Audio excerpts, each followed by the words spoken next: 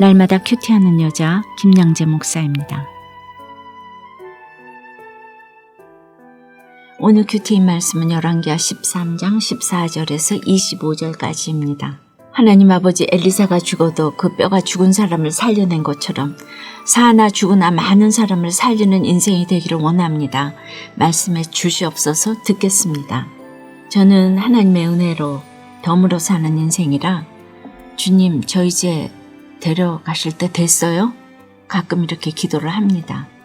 제가 말씀으로 영혼을 살리고 가정을 살린다고 말은 하지만 또 실제로도 많은 사람과 가정을 살리기는 했어도 사람의 수명은 전적으로 하나님께 달려있기 때문입니다.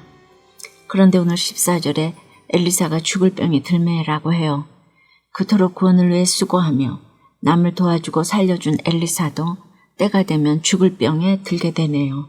그리고 이스라엘의 왕 요아스가 그에게로 내려와 눈물을 흘리며 내 아버지여 내 아버지여 하며 엘리사의 죽음을 슬퍼했다는 것은 이 이야기의 주인공이 왕들이 아니고 하나님의 사람 엘리사였다는 걸 보여줍니다. 그런데 왜 요아스는 죽어가는 엘리사를 내 아버지요 이스라엘의 병거와 마병이요라고 불렀을까요? 이스라엘을 구해줄 사람은 왕인 자신이 아니고 바로 엘리사라는 것입니다. 이 요아스의 고백만 보아도 엘리사가 이스라엘의 구원을 위해 얼마나 많은 사람을 살리고 도왔는지 증명이 되지 않습니까? 그런데 여러분 이 요아스의 눈물에 넘어가서는 안 됩니다. 요아스가 왜 옵니까? 지금 한창 아람과 전쟁 중이잖아요.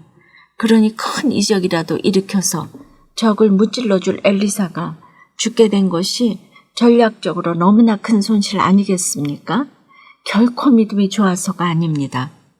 어제 이미 11절에서 요아스의 결론은 여로보암의 모든 죄에서 떠나지 않고 쫓아 행했다고 했죠. 근본이 이런 사람입니다. 아버지 임종을 지키러 가서 눈물 흘리는데 아버지 왜 나 돈 안 주고 죽어? 여기 위원장에다 사인 좀 하고 돌아가셔. 이것이 요아스의 눈물입니다. 남편이 죽어도 이제 내가 어떻게 먹고 살라고 때문에 슬픈 것입니다. 매사 이런 인생이니 구원을 받아도 기쁨이 뭔지 모릅니다. 그 마음에 예수도 없고 믿음이 없으니 구속사도 이해하지 못하고 인생을 해석하지 못하기에 어려운 일이 닥치면 죄다 자기 연민에 빠져옵니다. 적용 질문입니다. 여러분에게 죽을 병이 든 엘리사 같은 사람은 누구입니까? 그래서 지금 몹시 슬픕니까? 무엇 때문에 그리도 슬픕니까? 헤어짐이 슬퍼서입니까? 내가 기대던 것이 사라져서입니까? 자기 연민입니까? 그럼에도 엘리사는 요아스에게 활과 화살들을 가져오소서 하고 방법론을 제시합니다. 북이스라엘 편을 듭니다. 내 형제가 예수 안 믿어도 그래요. 내가 그들을 칠 수는 없죠. 그런데 왜 엘리사는 도울 생각은 하지 않고 활 가져와라, 화살 가져와라 합니까? 엘리사가 대적들을 물리쳐 줄 수도 있지만 요아스로서는 최소한의 순종이 필요하기 때문입니다. 그래서 엘리사가 화살을 잡으소서 하면 곧 손으로 잡고 창을 여소서 하면 곧 열고 쏘소서 하면 곧 쏘매 그 화살이 어찌 됩니까? 이는 여호와를 위한 구원의 화살 곧 아람에 대한 구원의 화살이니 왕이 아람 사람을 멸절하도록 아벡에서 치리이다 라고 합니다. 우리 인생의 모든 전쟁도 그렇습니다. 잡으라 하면 잡고 열라 하면 열어야 해요. 그리하면 중간에 하나님이 내 손을 받쳐주십니다.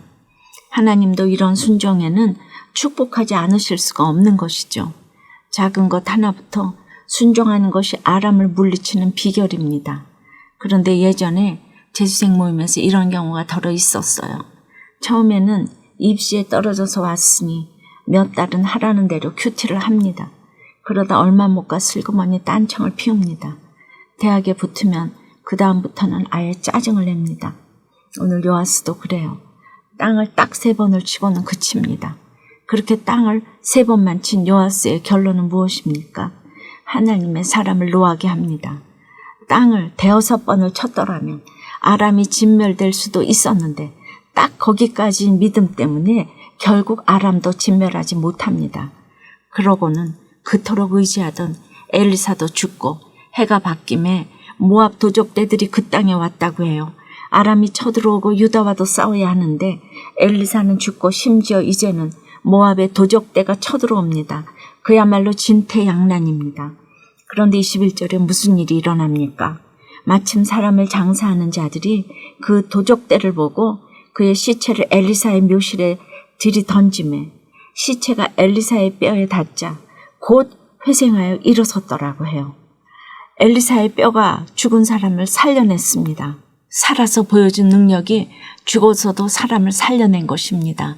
제가 이렇게 큐티를 하고 설교한 원고를 모아서 30권도 더 되는 책을 출간했는데 사람들은 그 책으로 은혜를 받았다고 하더라고요. 그리고 특별히 또 살아났다는 얘기를 많이 하세요. 왜냐하면 그 책에는 정말 살아난 공동체의 간증이 또 많이 있거든요. 그래서 저는 제가 죽어도 이 책들이 계속 남아서 엘리사의 뼈가 죽은 사람을 살려낸 것처럼 많은 사람을 살릴 수 있기를 간절히 바랍니다. 적용 질문 드립니다.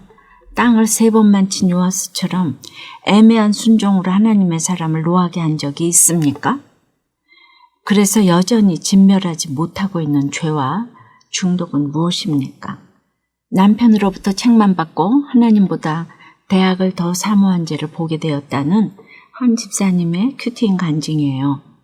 저는 가난한 집안에서 5남매의 장녀로 태어나 학교를 제대로 다니지 못했어요. 그러나 혼자 힘으로 힘든 환경을 넘어서리라 다짐하며 무슨 일이든 최선을 다하여 사람들의 인정과 칭찬을 받았지요.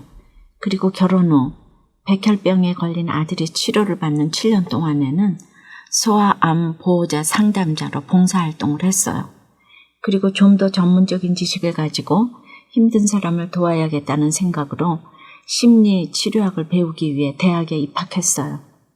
저는 꿈에 그리던 대학에 간다는 생각에 너무나 기쁘고 설렜지만 남편은 칭찬과 인정은커녕 감옥에 있는 사람도 공부해서 대학에 가는데 뭐가 대단하다고 그래? 하면서 할 말을 잃게 했지요. 저는 어이가 없고 분이 났어요.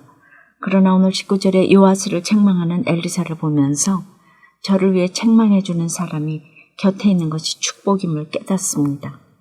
여전히 자기 연민에 빠져 남편을 통한 주님의 책망을 듣지 못할 때가 있지만 열심으로 가족을 병들게 한 제 죄를 기억하고 때마다 돌이키며 힘든 지체들을 잘 섬기는 인생이 되기를 간절히 소원합니다. 저의 적용은 남편에게 책망을 들을 때마다 감정적으로 대응하지 않고 의견을 존중하며 당신의 말을 잘 생각해 볼게요 라고 대답하겠습니다. 아들과 같은 병원에 다니는 소아암 환아 엄마에게 저의 간증을 나누겠습니다. 입니다.